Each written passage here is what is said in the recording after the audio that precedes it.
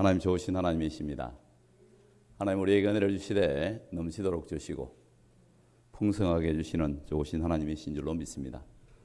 우리 교회는 밥이 맛있습니다. 동의하시죠? 네. 정성이 들어가고 사랑이 들어가니까 물론 솜씨도 좋지만 밥이 맛있는 것 같습니다. 그리고 제가 개척교회 때부터 늘 생각하는 바가 뭐냐 하면 다른 건 몰라도 교회에 식사라도 맛있게 해서 함께 이렇게 맛있는 식사를 나누는 게 정말 행복이다 이런 생각을 했습니다. 하나님은 우리를 언제나 환대해 주십니다. 사람에게서 가장 깊은 상처가 뭐냐 하면 거절당하는 거 아닙니까? 다른 사람이 나를 알아주지 않고 인정해 주지 않을 때에 그 마음에 깊은 상처를 받게 됩니다. 그리고 그 상처를 받게 될 때에 그 심령이 비뚤어지는 경우가 있습니다. 그 군도라는 영화가 있었습니다. 근데 거기 악당으로 나오는 사람이 원래 서자로 태어난 이 양반집에 서자로 태어났는데 아들을 낳으니까 얼마나 좋아했는지 사랑을 받고 인정을 받다가 문제는 그 본부인이 아들을 낳아버린 겁니다. 그때부터는 그야말로 배척당하고 거절당하고 무시당하는 그런 존재가 되어버리니까 이 아이가 그때부터 마음의 상처를 품고 살아가게 되고 그리고 나중에 악당이 되는 그런 내용을 부분적인 내용이지만 다루고 있었습니다. 어떤 왜 참 공감이 되는 내용 아니겠습니까? 여러분 우리는 다 정도의 차이는 있어도 거절당한 상처가 있습니다. 그리고 그렇기 때문에 쉽게 다가가지 못하는 두려움도 우리 안에 있는 거 아닙니까? 우리가 신앙이 자라고 영성이 자란다 이렇게 말할 때에 성경을 많이 읽고 기도를 많이 한다 그런 의미도 되지만 그러나 그게 삶의 현장에서 인격으로 드러나고 관계로 드러나지 않으면 사실은 무슨 의미가 있겠냐 이런 생각을 할 수도 있는 거 아닙니까? 세상의 사람들이 바라볼 때는 특별히 그렇고 또 하나님 바라보실 때도 그런 것입니다. 여러분 기독교는 늘 말씀드리지만 종교가 아닙니다. 관계입니다. 하나님 우리 아버지시고 우리가 하나님 아버지를 사랑하고 사랑받는 것은 당연한 거 아닙니까? 그리고 하나님과의 관계에서 어떻게 하나님을 사랑할지를 배워가고 그리고 그 사랑으로 우리가 서로를 어떻게 사랑할지를 배워가는 것이 우리 신앙의 전부라고 말할 수 있습니다. 이걸 종교로 바꿔버리면 그야말로 마귀의 일이죠. 그 종교의 영이라는 게 있습니다. 여러분 가족 관계를 어떤 그 행시적인 관계로 바꿔버리면 그 가족이 의미가 있겠습니까?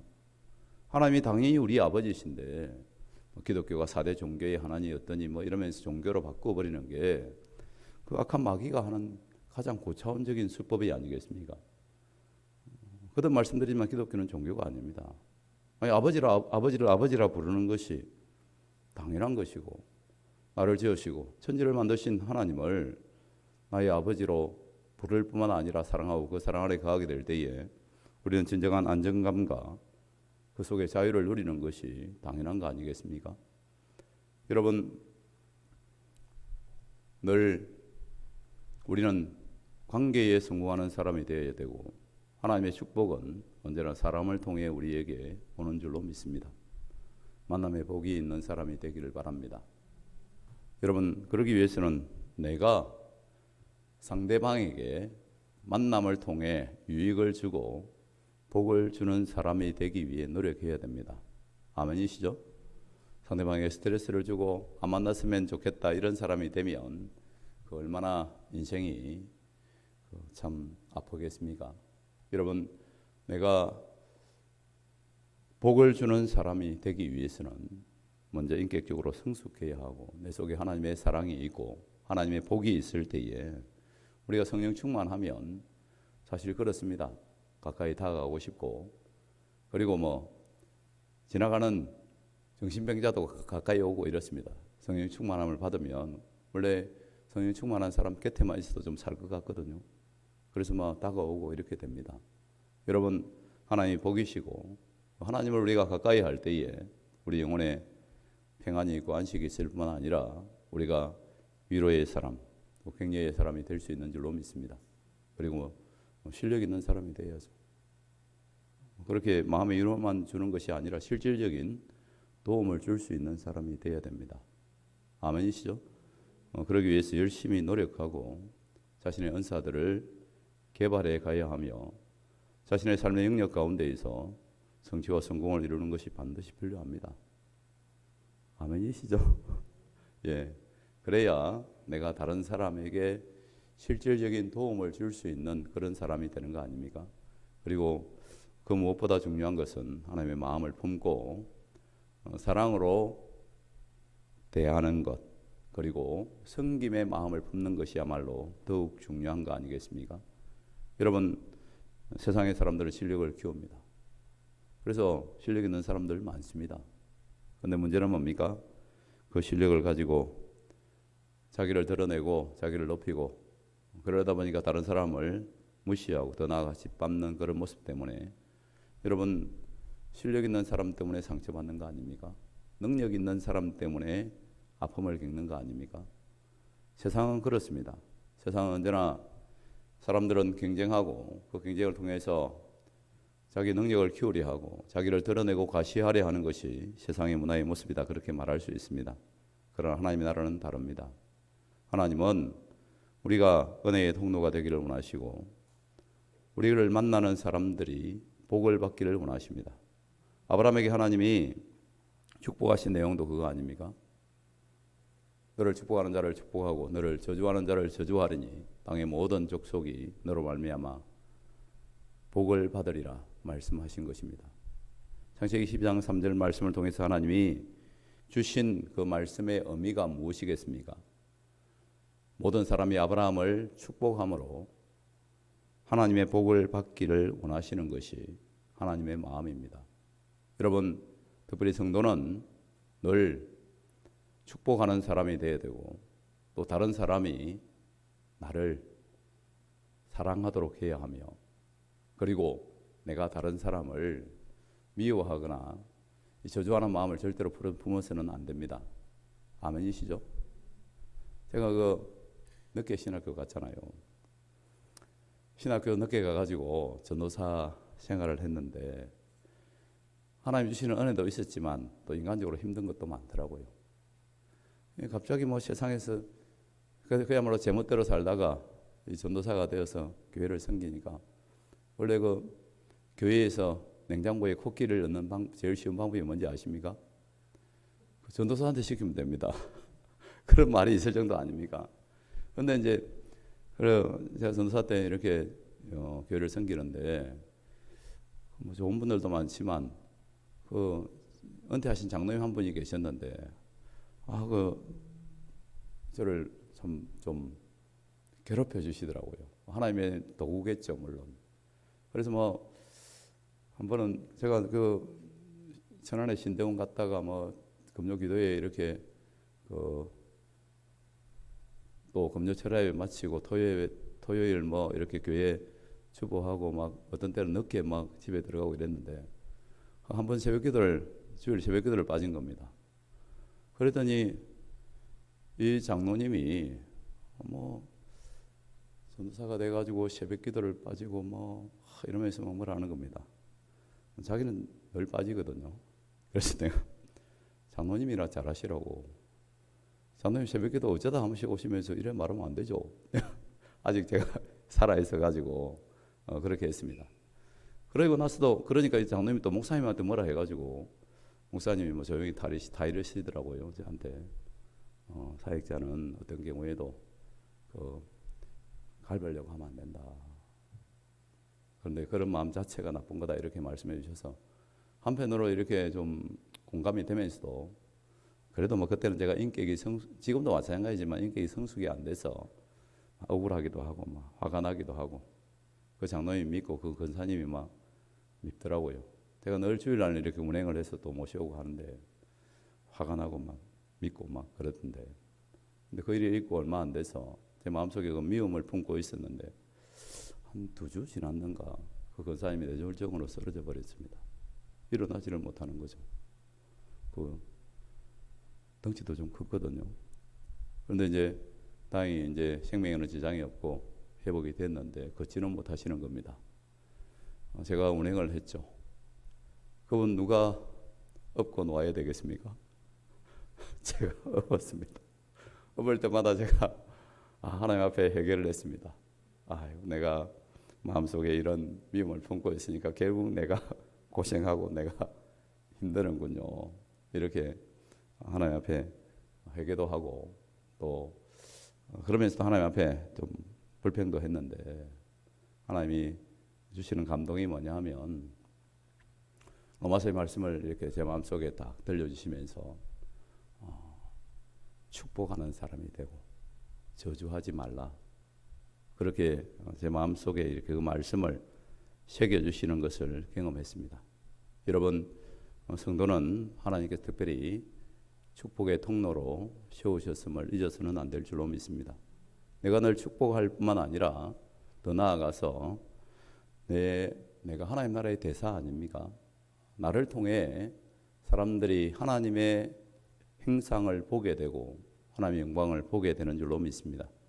그래서 모든 일을 주께 하듯 하고 주의 행상을 나타내는 사명감과 책임감을 우리 모두가 가져야 할 줄로 믿습니다. 아멘이시죠? 여러분, 하나님의 은혜를 생각해 볼 때에 가장 큰 은혜가 무엇이겠습니까? 우리를 맞아주신다는 것입니다. 우리를 있는 모습 그대로 품어주시고 환대해 주신다는 거 아닙니까? 여러분, 우리가 하나님께 환대받을 자격이 됩니까? 우리는 죄인일 뿐만 아니라 하나님을 거역하고 더 나아가 반역했던 그런 치명적인 죄를 지은 사람들입니다. 특별히 저는 그렇습니다. 제가 은혜 받기 전에 하늘에 대고 욕도 하고 하나님한테 욕도 하고 이런 경험이 있습니다. 그래서 제가 그것 때문에 영적으로 귀신이 붙어가지고 그래서 기도원에 가서 그것 때문에 은혜를 받고 목사까지 됐는데 참 놀랍지 않습니까? 우리는 하나님을 대적하고 어떤 의미에서 하나님을 미워하고 돌아보면 하나님의 은혜로 살아왔음에도 불구하고 세상에 그런 사람 많습니다. 그리고 지금 현재 우리 자신의 모습도 사실 그럴 때가 많습니다. 모든 것이 하나님의 은혜인데 그 개와 고양이의 차이를 아십니까? 개는 99번 잘못해주다가 하나 잘해주면 그거 고마워가지고 주인에게 꼬리 흔들고 충성을 다합니다. 근데 고양이는 반대로 하더라고요. 99가지 잘해주고 한 가지 서운하게 하면 고양이는 딱 그거 한 가지만 기억하고 할킨다고 하더라고요. 여러분, 우리의 모습은 어떤 것 같습니까? 모든 것이 하나님의 은혜인데 그런데 내 마음에 들지 않는 한 가지 때문에 하나님을 미워하고 원망하고 불평할 때가 얼마나 많았습니까? 그러나 그럼에도 불구하고 하나님은 우리를 있는 모습 그대로 품어주시고 감싸주시고 안아주시는 좋으신 아버지이신 줄로 믿습니다. 여러분, 힘들고 어려울 때에 어머니 생각이 나고 고향 생각이 나는 이유가 무엇이겠습니까? 여러분, 세상을 살아가다 보면 의지할 데 없을 때가 있습니다. 모든 것이 실패했고 우리가 벼랑 끝에 몰릴 때가 있지 않습니까? 재정적으로 실패하고 관계에서도 실패하고 심지어 가정도 실패하는 그런 경우가 있습니다. 그럴 때에 피할 곳이 없고 의지할 곳이 없죠. 그럴 때 누가 생각납니까? 엄마 생각이 나죠. 왜 그렇습니까? 세상은 냉정하죠. 도움이 안 되고 그리고 필요가 없으면 버리고 모른 체하고 이런 것이 세상인데 그런데 어머니는 다르지 않습니까? 나를 그럼에도 불구하고 끝까지 품어주며 그럼에도 불구하고 나의 좋은 점을 찾아내주는 그분이 어머니이기 때문에 보고 싶고 위로받고 싶은 거 아닙니까? 우리에게는 다 그런 위로를 향한 갈망이 있는데 여러분, 그러나 그 어머니도 우리에게 언제까지나 위로가 될 수는 없습니다. 저희 어머니가 돌아가셨을 때에 우리 숙모님이 좀 차가운 분이었거든요. 근데 저에게 한번 따뜻한 말을 한 번도 해준 적이 없는데 제가 불쌍해 보였겠죠. 그러면서 그렇게 저한테 하는 말이, 그렇게 좋은 엄마가 니를 두고 어찌 떠날 수가 있냐, 그렇게 말씀하시더라고요. 여러분, 아무리 좋은 어머니라도 영원히 곁에 있지는 못합니다. 그러나 어떻습니까? 저는 저희 어머니, 저뿐만 아니라 우리 모든 형제가 감사하는 것은, 어머니는 떠났지만 어머니가 믿는 그 하나님을 저희에게 심어주셨고, 그 믿음을 저희의 심령에 심어주신 그것이야말로 최고의 축복이며 은혜라고 믿습니다. 여러분, 왜냐하면 사람의 사랑은 한계가 있고, 사랑하지만 도와줄 능력이 제한되어 있지만, 하나님은 우리를 영원히 떠나지 아니하시는 좋으신 하나님이시며 우리를 버리지 아니하시는 선하신 아버지이신 줄로 믿습니다. 아멘이시죠?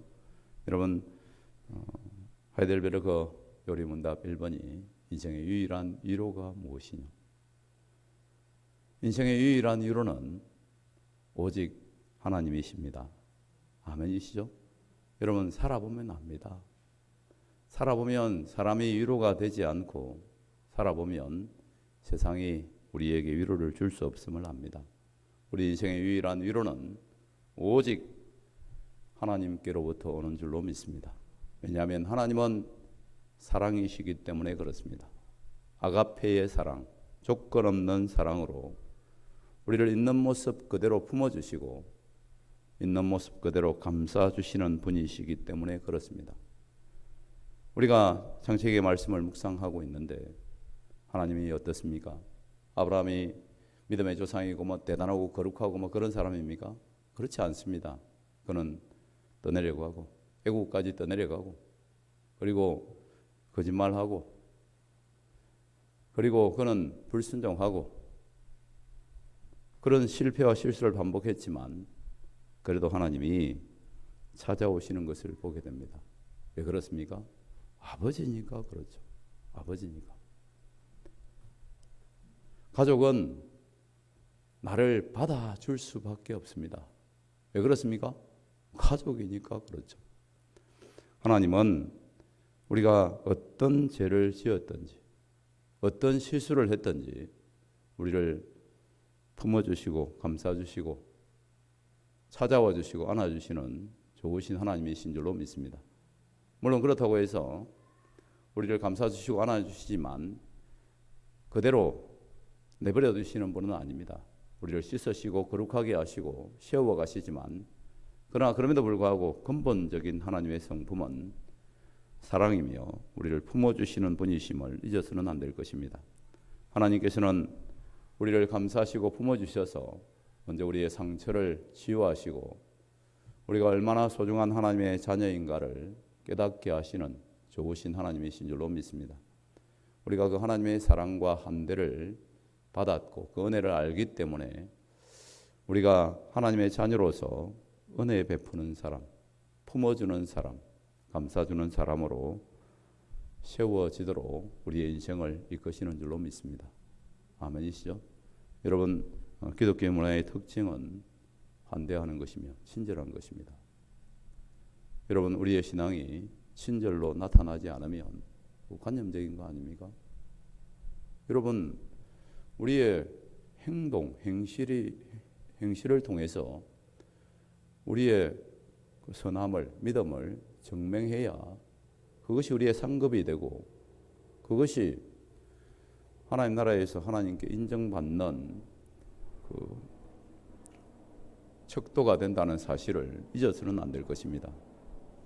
믿음의 성장은 반드시 환대하고 그리고 친절한 모습으로 나타나야 할 줄로 믿습니다. 우리는 얼마나 친절한 모습으로 다가가고 있는지, 우리는 얼마나 배려하고 있는지, 또한 우리는 얼마나 경청하고 있는지 우리 자신을 돌아보아야 될 것입니다. 우리가 예수님의 십자가의 사랑을 받았는데 다른 사람과 대화할 때에 들어줄 줄 모르고 자기 말을 먼저 하면 존중하는 모습이다 이렇게 말할 수는 없을 것입니다. 여러분 모든 일을 주께 하듯 하는 믿음의 사람이 되시기를 바랍니다. 주님이 말씀하시는데 그 말 끊고 자기 말 하면 그게 신앙이라고 할 수 있겠습니까? 저도 가끔 그런 실수를 합니다. 그렇지만 알기는 알아야 되지 않겠습니까? 모든 일을 주께 하듯 하라라고 말할 때에 대화 하나를 해도 주님이 말씀하신다는 마음으로 상대방의 음성을 말을 들을 줄 알아야 됩니다. 아멘이시죠? 아이라 할지라도 주님께서 그 아이의 모습으로 나타난다는 그런 마음으로 들어줄 줄 아는 사람이 되어야 합니다. 그리고 주님께서 우리를 맞아주셨듯이 우리가 작은 자라도 가난한 자라도 초청하고 환대하고 위로를 주고 이렇게 할 때에 우리가 주님의 사랑을 나타낼 수 있는 그런 사람으로 인정받게 될 줄로 믿습니다. 오늘 아브라함이 어떻습니까? 부지 중에 천사를 대접하게 됩니다. 더 구체적으로 말하면 여호와의 사자이며 구약의 여호와의 사자는 언제나 예수님을 의미하는 것입니다. 아브라함이 장막문에 앉아 있는데 보니까 사람 셋이 맞은편에 서 있습니다. 그가 장막문에 앉아서 졸고 있었는지도 모르죠. 그런데 사람 셋이 맞은편에 서니까 그가 정신이 번쩍 들면서 그가 할 수 있는 최선의 대접을 하고 최선을 다해서 그들을 환대하는 것을 보게 됩니다. 제일 먼저 하는 일이 뭡니까? 그들에게 간청하죠. 종을 떠나 지나가지 마시오고 그렇게 말하고 있습니다. 아브라함은 이 사람들이 누구인지 알지 못합니다. 그런데 그가 내 주여 내가 주께 은혜를 입었사오면 원하건대 종을 떠나 지나가지 마시옵고 그렇게 말합니다. 처음 보는 사람한테 은혜 입을 게 뭐가 있겠습니까? 그러나 종은 이 사람이 찾아온 것 자체가 은혜임을 아브라함은 고백하는 것을 보게 됩니다. 여러분 우리가 이런 마음이 중요합니다. 아멘이시죠? 하나님이 복을 누구를 통해 주십니까? 위에서 금덩어리를 떨어뜨려 주십니까? 제가 분명히 말씀드린 그런 경우가 없습니다. 하나님은 언제나 하나님의 사자를 통해 우리에게 은혜를 베푸십니다. 하나님의 사자라 이렇게 말하면 목사를 의미하는 것입니까? 그렇지 않습니다. 모든 사람을 말합니다. 하나님은 누구를 통해서도 자신을 나타내시는 분이시고 특별히 믿음의 사람을 통해 하나님께서는 우리에게 은총을 베푸십니다. 제일 중요한 것은 만남의 복입니다. 아멘이시죠? 실제로 그렇지 않습니까? 부모 잘 만나는 게 복이고 배우자 잘 만나는 게 복입니다. 그런데 이제 그건 우리 뜻대로 결정할 수 없는 경우가 있지만 그러나 그 부모를 만나는 것은 우리가 결정할 수 없지만 사실은 그 이후에는 사실 우리가 결정하는 부분이 많습니다. 우리 자신을 얼마나 아름답게 가꾸어 우리의 태도를 우리의 신앙을 얼마나 아름답게 가꾸어 가는지에 따라서 하나님이 우리의 만남을 결정하시고 우리의 태도가 궁극적으로 우리의 만남을 결정한다는 사실을 잊어서는 안 될 것입니다.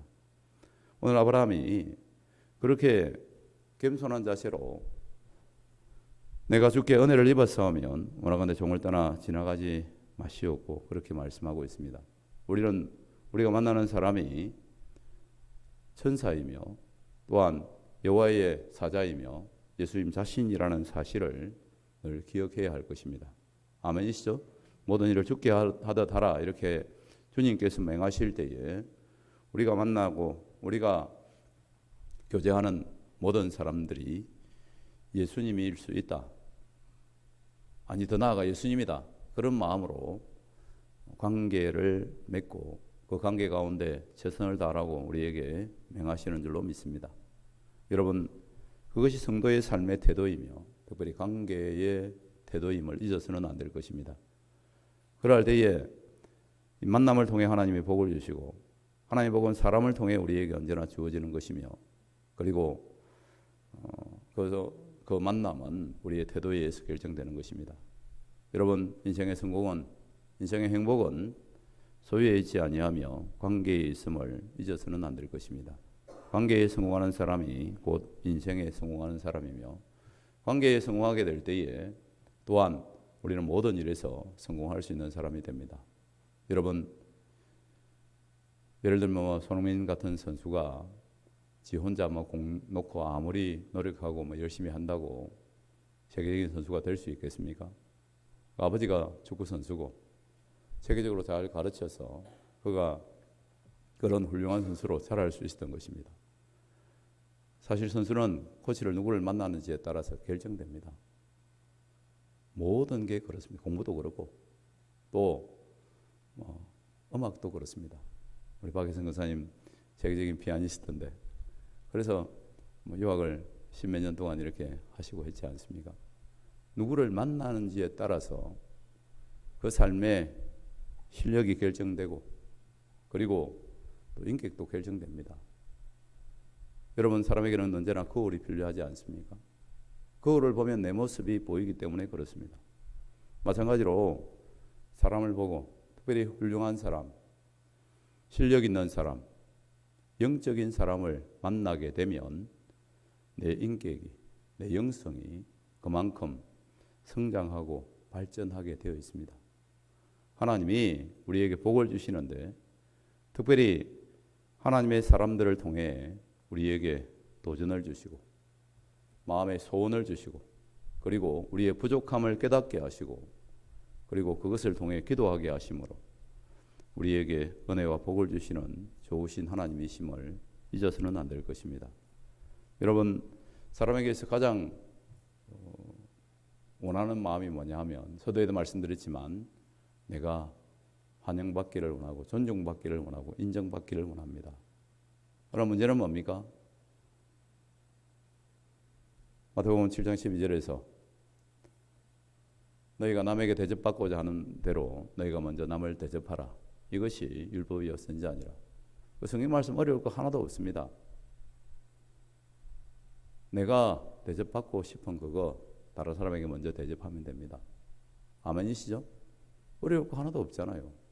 여러분, 이것이 율법이요 선지자니라 말씀하셨는데 그 구약 성경 다 요약해서 주시는 말씀이 뭐냐 하면 내가 대접받고 싶은 대로 먼저 대접하면 됩니다. 우리는 인정받고 싶습니다. 아멘이시죠? 존중받고 싶습니다. 안 그러신 모양이죠? 존중받고 싶죠? 예, 그게 당연한 것입니다. 존중받아야 합니다. 그렇다면 우리가 먼저 인정하고 우리가 먼저 존중하면 됩니다. 사람들은 거꾸로 생각하고 세상은 거꾸로 흘러갈 때가 많습니다. 내가 존중해주고 인정해주면 교만하게 행하고 그런 사람 무시하고 이런 사람들도 있거든요. 제가 늘 말씀드리지만 나를 사랑하고 존중하는 사람 무시하는 사람 표현을 좀 세게 할 수밖에 없습니다. 쓰레기죠. 안 그렇습니까? 여러분, 세상에 제일 어리석고 가치 없는 사람이 자기를 존중해주고 사랑해주는 사람을 무시하고 가볍게 여기는 사람입니다. 제가 목회하면서 느끼는 게 그겁니다. 그렇게 하면 반드시 자기 존중하고 사랑해주는 사람을 무시하는 사람 보니까 반드시 쓰레기가 되더라고요. 결국에는. 정치하고 하는 사람들이 그렇지 않습니까? 외적인 힘을 가지고 이 힘을 가시하고 이런데 그렇게 결국 중심이 하나님께 향하지 않고 존중하는 태도를 잃어버리면 결국 자기 자신이 무시당하고 짓밟히게 된다는 사실을 잊어서는 안 될 것입니다. 하나님은 우리를 존중히 여겨주시고 우리를 소중하게 여겨주십니다. 어느 정도로 소중하게 여겨주십니까? 자신의 마지막 남은 피 한 방울까지도 쏟아주시기까지 우리의 죄를 대신 담당하시고 저주를 받으시고 죽임 당하시기까지 우리를 귀하게 여기시고 사랑해 주시는 좋으신 하나님이신 줄로 믿습니다. 이 십자가의 사랑을 깨닫게 될 때에 우리는 우리 자신의 진정한 가치를 깨달을 뿐만 아니라 또한 형제와 자매의 가치를 깨닫게 되는 줄로 믿습니다. 여러분, 존중하는 마음을 품고 환대하는 믿음의 사람이 되시기를 바랍니다. 하나님은 언제나 사람을 통해 우리를 축복하시고 사람의 모습으로 우리에게 다가오신다는 사실을 잊어서는 안 될 것입니다. 아브라함이 겸손하게 간청할 뿐만 아니라 존경의 최고의 존경을 나타냅니다. 그리고 그다음에 그가 하는 일이 뭡니까? 발을 씻어주는 것입니다. 여러분, 발을 씻는 것은 종이 하는 일입니다. 그런데 이 여행자들이 아브라함 앞에 왔을 때에 물을 떠다가 발을 씻어주는 것을 보게 됩니다. 최선의 모습으로 겸손하게 이들의 발을 씻어줌으로 말미암아 최고의 존경을 표시하는 것을 보게 됩니다. 그리고 5절 이하의 말씀을 보니까 떡을 가져다가 가져오려니 마음을 상쾌하게 하신 후에 지나가소서. 내가 음식을 대접할 거니까 우리 집을 지나가는데 그냥 지나가지 말고 기분이 좋게 해서, 그래서 우리 대접을 받고 그렇게 지나가십시오. 그렇게 하면서 그가 준비하는 게 뭡니까? 고운 가루 셰스아를 가져다가 떡을 만듭니다. 종들을 시켜서. 셰스아가 어느 정도, 한 스아가 어느 정도 되냐면 뭐 학자들에 따라 다르지만 한 5리터에서 7리터 이렇게 되니까, 그러니까 셰스하면 한 말입니다. 한 말. 여러분, 세 사람이 왔는데 고운 가루를 가지고 떡을 굽는데 한 말 떡을 하는 겁니다. 사실 인간적으로 볼 때 과도하지 않습니까? 그리고 또 어떻습니까? 가축 있는 대로 달려가서 좋은 송아지를 잡아서 하인에게 주니까 급히 요리를 하는 것을 보게 됩니다. 그뿐만 아니라 엉긴 젖과 우유와 송아지를 가져다가 차려놓고 이 사람들을 극진히 대접하는 것을 보게 됩니다. 환대라는 것은 넘치게 대접하는 것입니다. 여러분, 우리 교회 식사 준비할 때도 마찬가지입니다. 좀 남는 게 좋습니다. 식사 당번들 그렇게 생각하시죠? 예, 좀 남게 하면 남는 게 좋습니다. 풍성하고 남아서 좀 싸가기도 하고 뭐 이런 것이 좋습니다. 여러분, 하나님은 후히 주시는 하나님이시고, 우리 예수님께서 오병이의 기적을 행하실 때에 그 남자 장정만 5,000명이었는데 예수님이 축사하시니까 보리떡 5개 물고기 2마리가 온 사람들이 먹고도 남은 것이 12강줄이나 되지 않습니까? 하나님 나라는 풍성한 나라이며 하나님이 은혜를 주실 때에는 넘치게 주시는 하나님이신 줄로 믿습니다. 여러분, 무엇 때문에 가난합니까? 제가 늘 말씀드리는 가난의 영이 있습니다. 그 가난의 영 중에 제일 그 본질적인 게 뭐냐면 인색의 영입니다. 인색하죠. 아깝게 생각하고 그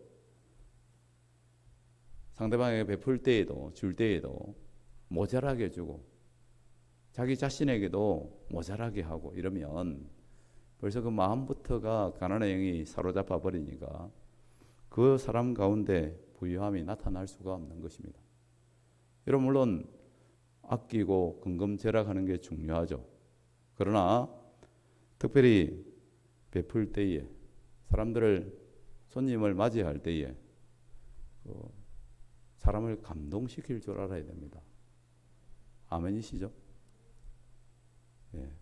오늘 아침에 뭐 날씨가 이래서 그렇습니까? 식사를 안 하셨습니까? 감동을 시키는 게 중요합니다. 아멘이시죠? 여러분, 그래서 정말 그 환대를 받고 나면 그 사람 마음 가운데 행복감이 들고, 그리고 그런 행복감 가운데에서 축복이 우러나게 되는 것을 보게 됩니다. 여러분, 가장 가까운 사람일수록 부모님을 찾아뵈도 뭐 어떤 인색함이 보이면 안 됩니다.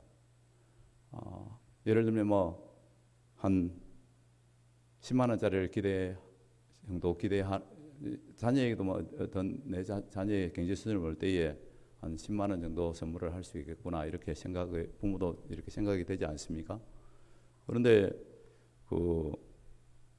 한 20만 원 정도 이렇게 탁 용돈을 드리면 그 부모의 마음이 놀라면서도 고마우면서도 또 한편으로는 그 어떤 보상을 해줘야 되겠다, 이런 생각이 들거든요.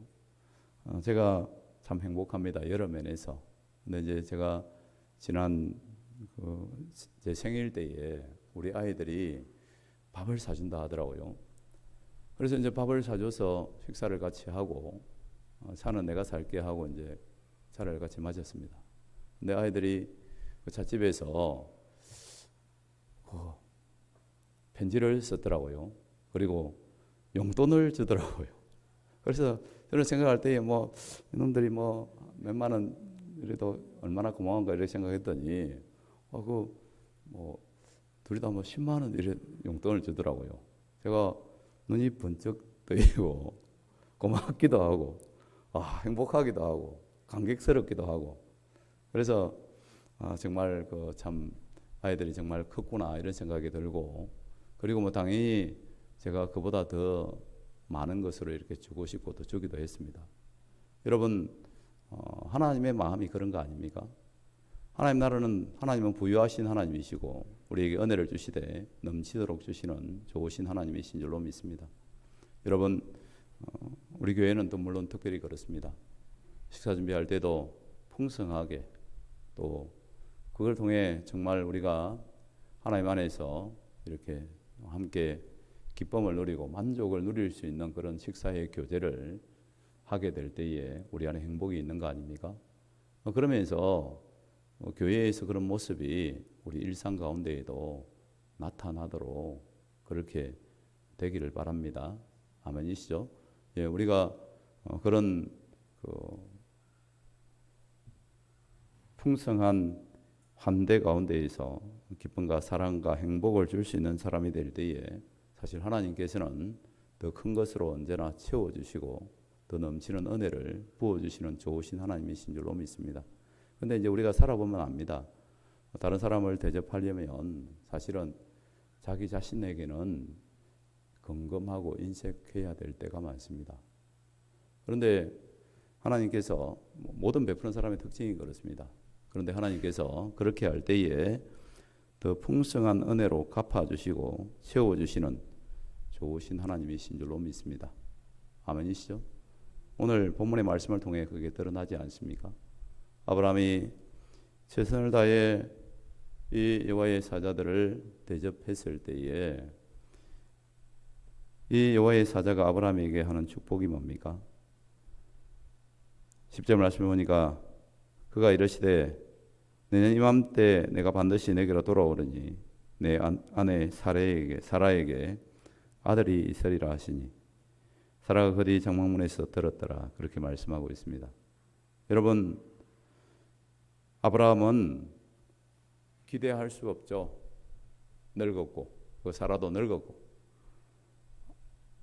기대할 수 없는 그런 상황인데 이 여호와의 사자들을 극진히 대접했더니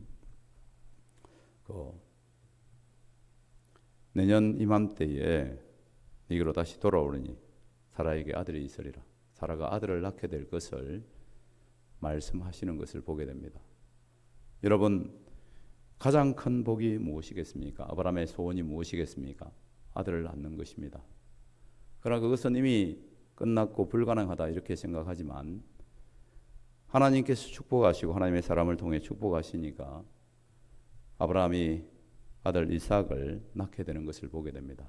사라는 이 말을 듣고 장막에서 어이가 없고 기가 차서 웃었죠. 그러나 하나님께서는 그 어이없는 웃음을 진정한 기쁨의 웃음으로 바꾸어 주신 줄로 믿습니다. 하나님이 하시면 됩니다. 하나님은 우리가 하나님을 경외하고 하나님의 말씀을 존중히 여길 때에 언제나 우리에게 기적을 행하시는 분이시며 은혜를 부어주시는 좋으신 하나님이신 줄로 믿습니다. 우리가 살아가는 방법과 세상의 사람들이 살아가는 방법은 다릅니다. 우리는 하나님의 은혜로 삽니다. 하나님 복 주시면 다 됩니다. 아멘이시죠? 실제로 그렇더라고요. 하나님 복 주시면 다 됩니다. 애쓰고 힘쓰고 아끼고 노력하고 저도 뭐 부끄럽지만 그렇게 해봤습니다. 그런데 안 되더라고요. 근데 하나님이 복 주시니까 자녀 문제도 그렇고 재정적인 문제도 그렇고 건강의 문제도 그렇고 하나님이 은혜 주시니까 단번에 해결되는 것을 늘 체험합니다. 여러분 성도의 삶은 기적의 삶입니다.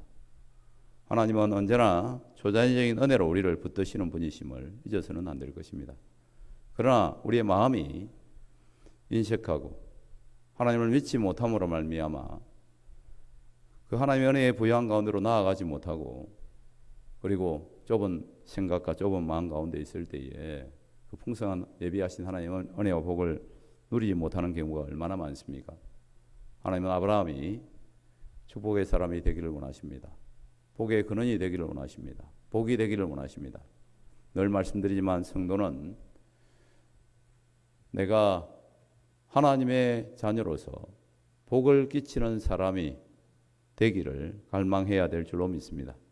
그래서 우리의 신앙이 관념이 되는 것이 아니라 삶의 실제 가운데에서 제가 늘 요즘 강조하지만 내가 좀 더 손해보고 내가 좀 더 수고하고 내가 좀 더 참으면 됩니다. 아멘이시죠? 그러면 하나님께서 수천 배 수만 배로 갚아주시는 좋으신 하나님이신 줄로 믿습니다.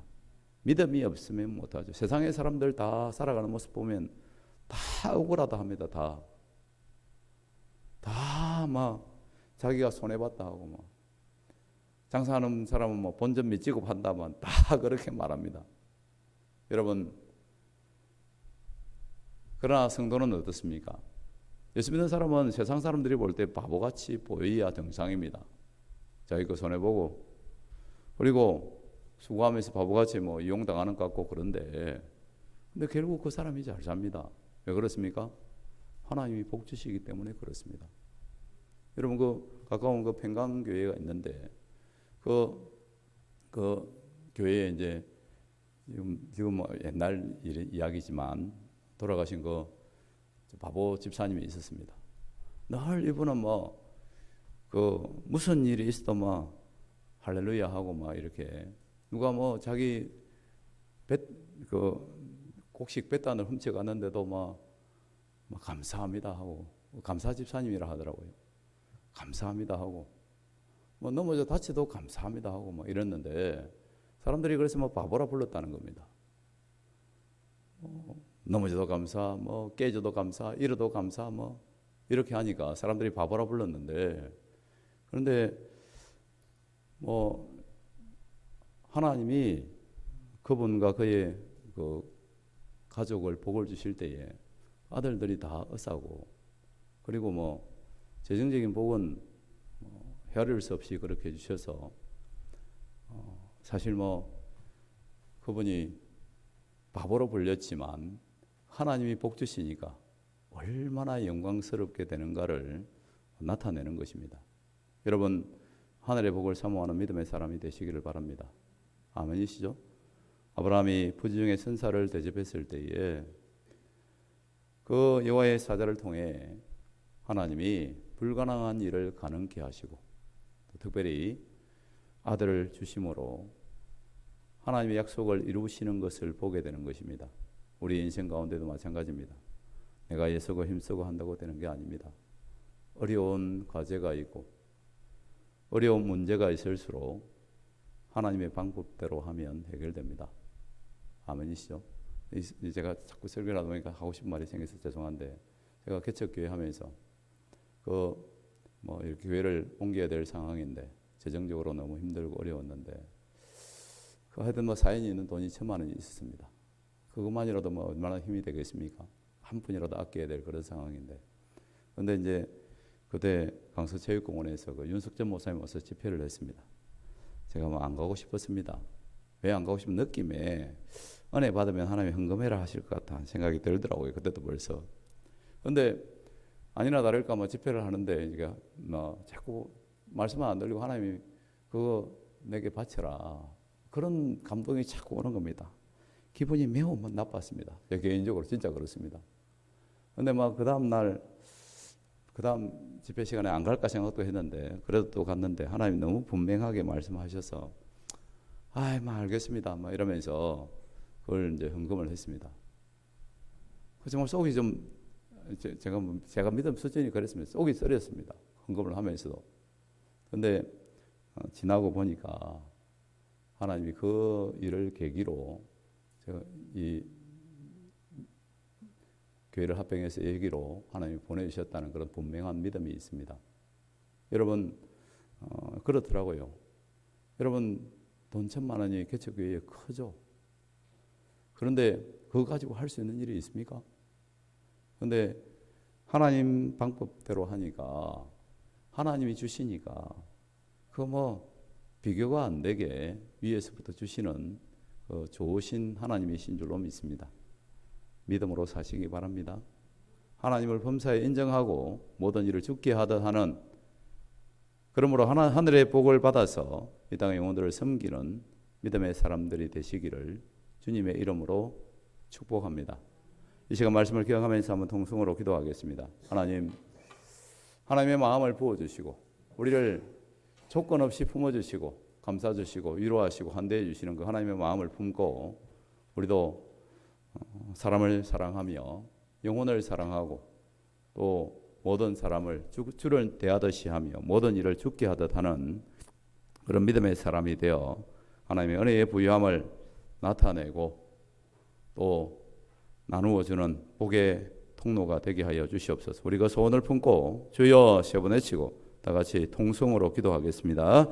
주여, 주여.